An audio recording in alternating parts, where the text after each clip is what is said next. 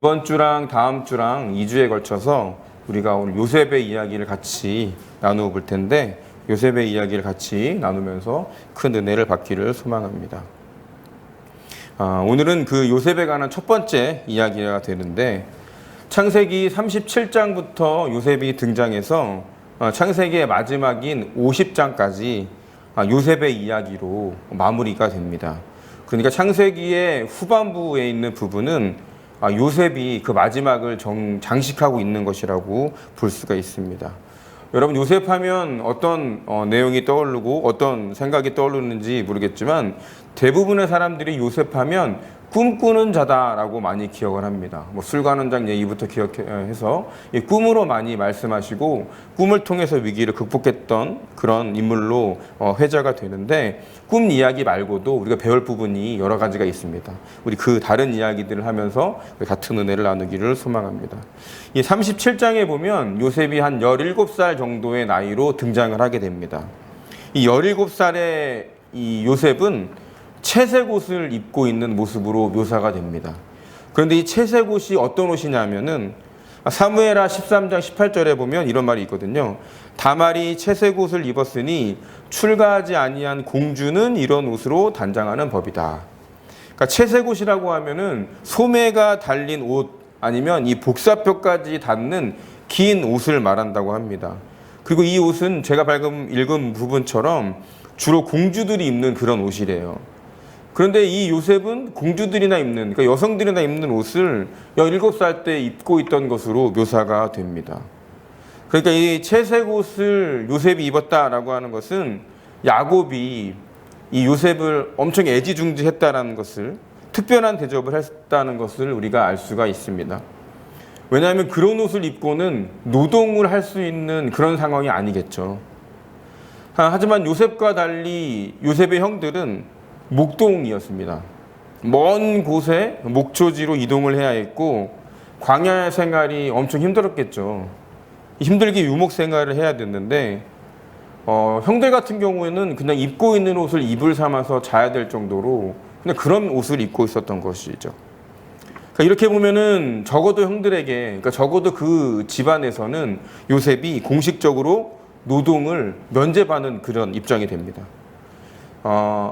사랑하는 사람인 라헬의, 그것도 단 하나밖에 없는 아들이자, 당시에는 아직 요셉이 막내였거든요. 이런 요셉은 특혜를 받았던 이런 철부지 어린애로 묘사되고 있는 것이 이 37장부터 나오는 요셉에 관한 묘사라고 볼 수 있습니다. 이렇게 목동에 일을 해야 되고 힘든 상황 속에서 일해야 되는 형들의 입장에서는 사실 요셉이 어떤 존재였냐면 밉상인 존재였겠죠. 요셉은 일하지 않는 형들을 아버지께 고자질을 하고, 또 이렇게 못된 짓도 많이 합니다. 형들이 일을 하면 자기가 일을 안 하니까 미안해하는 게 아니라 아버지께 일하지 않는 형들을 고자질해가지고 골탕을 먹였던 그런 못난 아들이었습니다. 이런 그들을 형들이 곱게 볼 리가 없겠죠. 더욱이 생각해보면, 아까 꿈 얘기도 했지만 사실 생각해보면 요셉이 매일매일 형을 골탕 먹이는 것만 할 수 있는 게 아니라 사실 남는 게 시간이다 보니까 요셉은 사실 잠도 많이 잤을 거예요. 그러니까 어쩌면 꿈 얘기도 많이 하지 않았을까? 이런 생각도 한번 해봤습니다. 그런데 그렇게 낮잠도 자고 밤에 낮에 아침에 이렇게 잠도 많이 자는 그가 꿈을 꾸고 일어나서 그 이야기를 형들에게 이렇게 해주는 부분이 37장, 창세기 37장 6절에서 7절에 있거든요. 우리 같이 한번 찾아서 읽어볼까요? 창세기 37장 6절에서 7절입니다. 창세기 37장 6절에서 7절.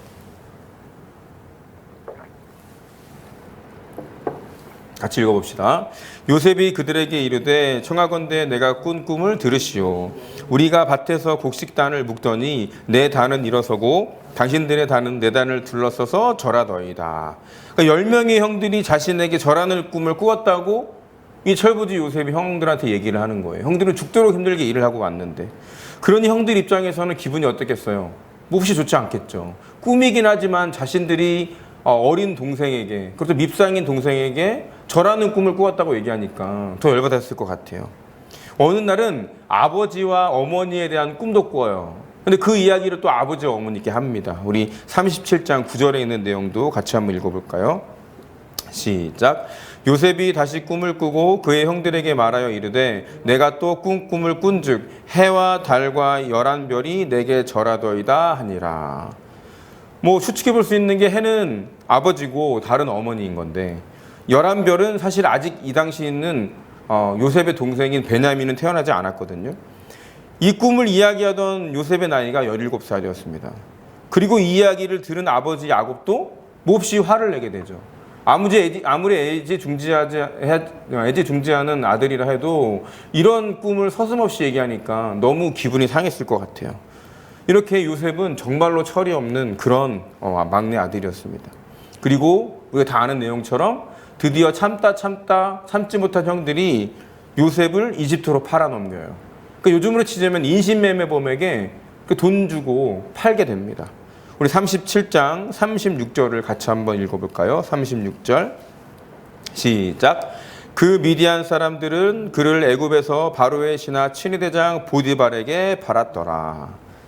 친위대장 하면 아마 경호대장 같은 뭐 그런 역할을 말하는 건데 미디안인들이 그 당시에 상인 역할을 많이 했는데 이렇게 인신매매 같은 것도 많이 노예상 같은 역할도 많이 했다고 합니다. 이제 이 요셉은 노예로 이집트에 팔려가게 됩니다. 애지중지 그런 사랑만 받았던 그 손 하나 쓰지 않았던 요셉이 인신매매범들에게 팔려서 얼마나 고난을 받았을지 한번 생각을 해보면 우리가 그것을 좀 이해할 수가 있겠죠. 그러니까 37장부터 나왔던 17살의 철없는 요셉이 이렇게 이집트로 팔려가는 것으로 이야기가 끝이 나고 이야기가 흘러가다가 39장, 우리 오늘 본문인 창세기 39장에 다시 요셉이 등장하게 되는데 이 요셉은 많은 고난 또 인신매매로 인한 또 고통, 아픔을 겪으면서 완전 다른 사람으로 변한 상태로 이렇게 39장에 등장하게 됩니다. 아까 말했던 것처럼 이 보디발이라고 하는 경호대장, 친위대장의 집에 끌려간 요셉은 가정의 총무로 일하게 되는 그런 또 영광을 또 누리게 됩니다. 나름 노예지만. 그런데 보디발의 아내가 요셉을 유혹하게 되죠. 여기서 요셉에게 우리가 배울 점이 첫 번째로 등장하는데 우리 39장 6절을 같이 한번 읽어보도록 합시다. 창세기 39장 6절 시작. 주인이 그의 소유를 다 요셉의 손에 위탁하고 자기가 먹는 음식 외에는 간섭하지 아니하였더라. 요셉은 용모가 빼어나고 아름다웠더라. 요셉은 엄청 잘생기고 키도 크고 훤칠한 외모를 가진 그런 존재였어요. 용모가 매우 빼어난 인물이었습니다. 그런 그를 보디발의 아내가, 그러니까 잘 먹고 잘 사는 사모님이 유혹하죠. 이 부분이 39장의 내용으로 이렇게 시작되는 겁니다. 39장 9절도 같이 한번 읽어볼까요? 이 부분이 바로 39장의 핵심이 되는 부분입니다. 9절 시작.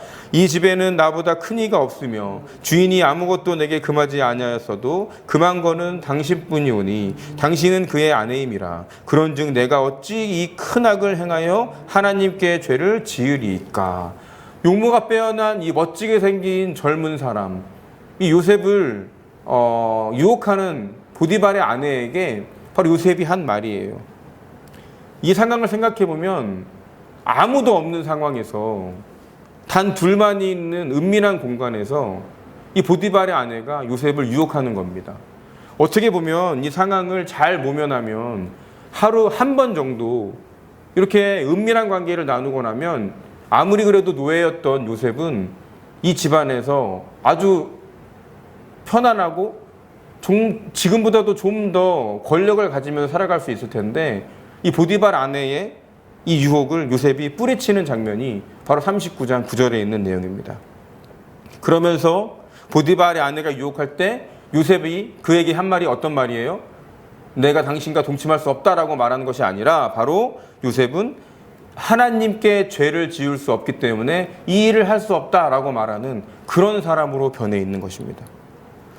이 부분이 왜 중요하냐면 요셉의 이야기 중에서 요셉이 처음으로 하나님이란 단어를 언급한 말이 이 장면이 바로 이 장면이기 때문에 또 중요한 것도 있습니다.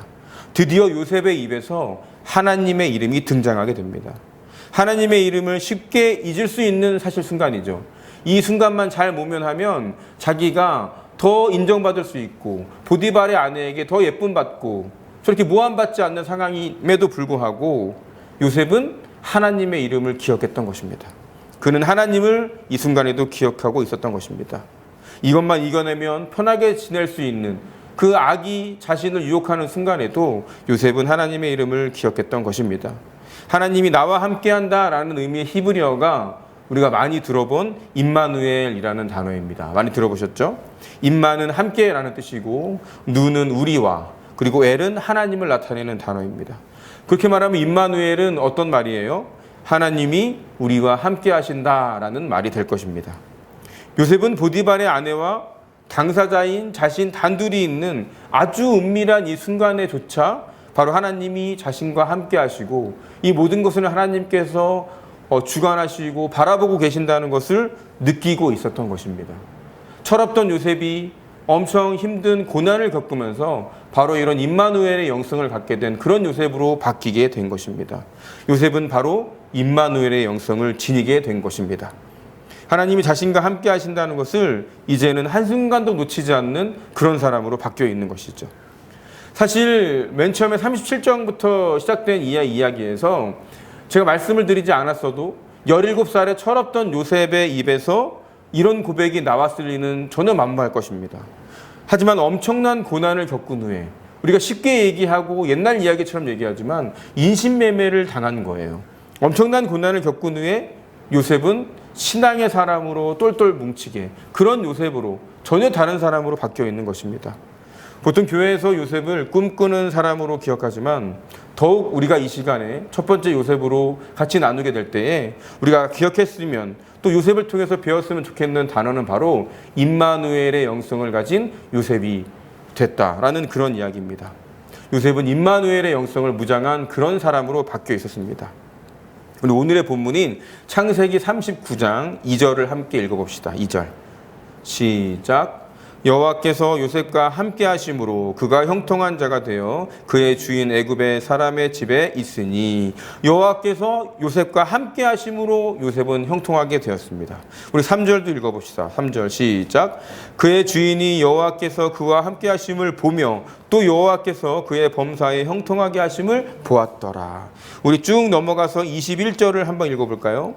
21절 시작. 여호와께서 요셉과 함께 하시고 그에게 인자를 더하사 간수장에게 은혜를 받게 하시매. 여기서 인자라는 말은 형통이란 말과 같은 말이에요. 마지막으로 우리 23절도 같이 읽어봅시다. 간수장은 그의 손에 맡긴 것을 무엇이든지 살펴보지 아니하였으니 이는 여호와께서 요셉과 함께 하심이라. 여호와께서 그를 범사에 형통하게 하셨더라. 39장 2절에서는 보디발의 집에서 가정의 총무가 됐을 때 하나님이 요셉과 함께 하셨기 때문이라고 나와 있습니다. 그가 복을 받은 내용이 나와요. 3절에서는 어떤 내용이 나왔죠? 요셉과 함께 하심으로 말미암아 보디발의 집도 복을 받게 됩니다. 그리고 우리 읽었던 21절에서는 억울한 일로 옥살이를 당할 때에도 하나님이 함께 하셨고 인자를 더하셨다. 형통하게 하셨다. 옥살이 중에도 항상 그가 형통하게 했다라고 나와 있습니다. 이렇게 우리가 오늘 본문으로 같이 읽고 있는 창세기 39장에는 바로 하나님과 함께라는 단어 그리고 형통이라는 단어가 4번이나 등장하게 됩니다. 우리가 아는 분도 계시겠지만 나중에 요셉은 이스라엘의 총리가 되는데 보디발의 집에서 조그맣지만 가정의 총무로 일을 할 때 가정의 돈을 관리하는 그런 일을 맡으면서 경제적인 공부도 요셉이 했어요. 그리고 억울한 일로 비록 투옥됐을 때조차 요셉은 그곳에서도 절망하지 않고 거기에 잡혀있던 요즘으로 치면 정치범들이잖아요.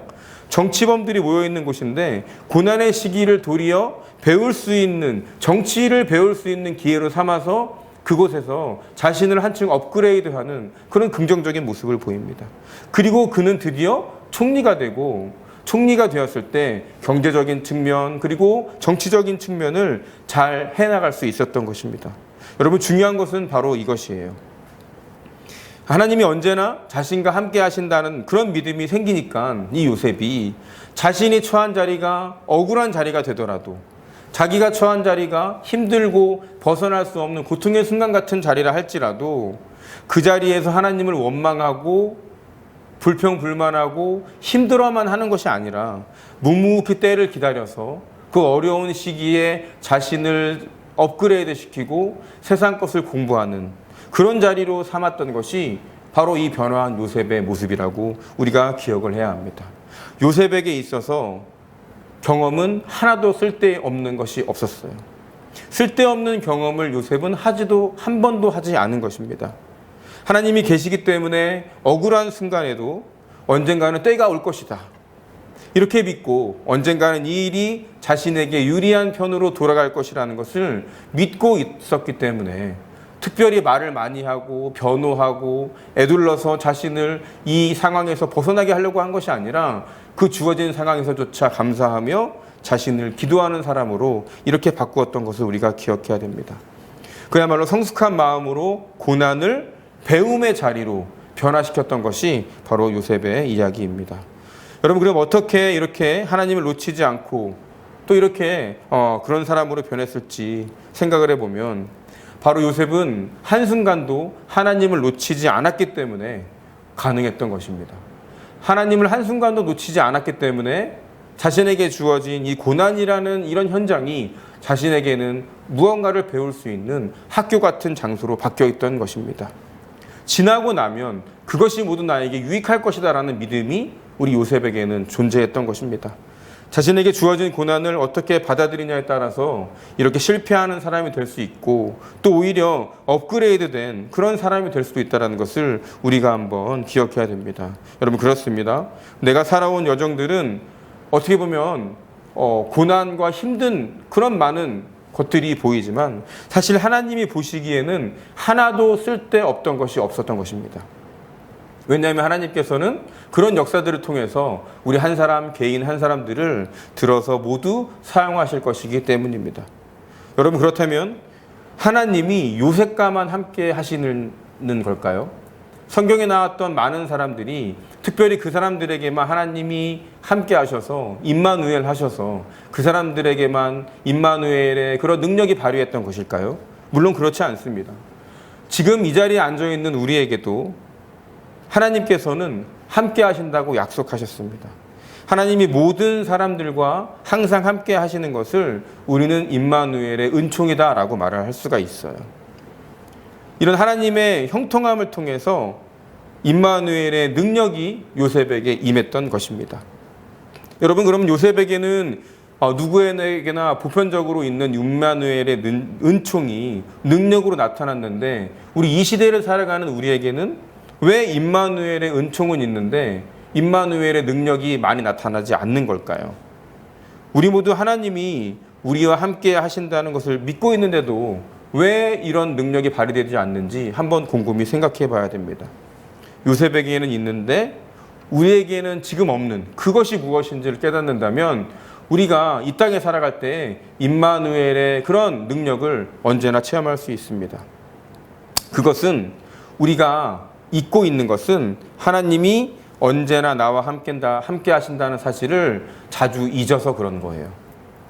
은밀한 중에도 때로는 내가 외롭고 또 쓸쓸하고 아무도 나를 도와주지 않는 것 같고 고난받고 있을 때조차도 하나님이 나와 함께 하신다는 것을 우리가 사실은 요셉보다 많이 잊어버리기 때문에 그 능력을 체험할 수 없는 것입니다. 억울한 일이 생겨요. 곤란한 일이 생기고 자존심이 상하고 죽고 싶은 상황이 생기기도 하고 누가 봐도 이 상황이 너무 고난이라고 인정할 수 있을 만큼 어려운 순간에도 사실은 하나님께서 우리와 함께 하시는 건데 우리가 순간순간마다 그것을 잊고 지냈기 때문에 임마누엘의 은총을 능력으로 발휘할 수 없는 것입니다. 고난이 우리의 도약대가 돼서 이 고난을 통해서 내가 더 큰 사람으로 성장할 수 있다라는 그런 영성을 갖기보다는 고난이 왔기 때문에 내가 끝이라고 생각하는 것 때문에 하나님의 능력을 우리의 인생에서 펼칠 수 없다는 것을 우리가 이 시간 반드시 깨달아야 합니다. 여러분, 어떤 상황이 오더라도 어떤 우리가 이겨낼 수 없을 것 같은 상황이 오더라도 하나님께서 우리와 함께 하신다는 것을 기억하는 저와 여러분이 되시기를 주님의 이름으로 축원합니다. 요셉은 그 사실을 한순간도 놓치지 않았던 거예요. 바로 요셉에게 있는 건 임마누엘의 영성이었던 것입니다. 그리고 바로 이 임마누엘의 영성이 하나님의 능력을 삶으로 가져오는 바로 그런 기폭제와 같은 열쇠와 같은 역할을 했다는 것을 우리가 이 시간 같이 나누면서 우리에게 주어진 이 은총을 어떻게 사용해야 된다고요? 하나님의 뜻에 맞게 엄청난 능력으로 사용해야 되는데 그 열쇠는 바로 언제나 하나님을 기억하고 하나님이 나와 함께 하신다는 것을 늘상 깨닫고 또 우리가 기억하는 그것이 될 것입니다. 여러분 일주일 동안 살아가면서 어떤 순간이 오더라도 하나님이 나와 함께 하신다는 것을 잊지 않아서 여러분 삶에서 임마누엘의 그런 형통함이 정말 누려지고 또 보디발이 바라봤던 것처럼 세상 사람들이 우리의 형통함을 바라보고 보디발의 집도 정말 부유해졌던 것처럼 우리를 통해서 비록 믿지 않는 많은 사람들이지만 이 형통함이 흘러서 많은 사람들이 하나님의 축복을 누릴 수 있는 그런 일주일이 될 수 있도록 이 임마누엘의 영성을 잘 기억하는 일주일이 되시기를 주님의 이름으로 축원합니다. 기도하겠습니다.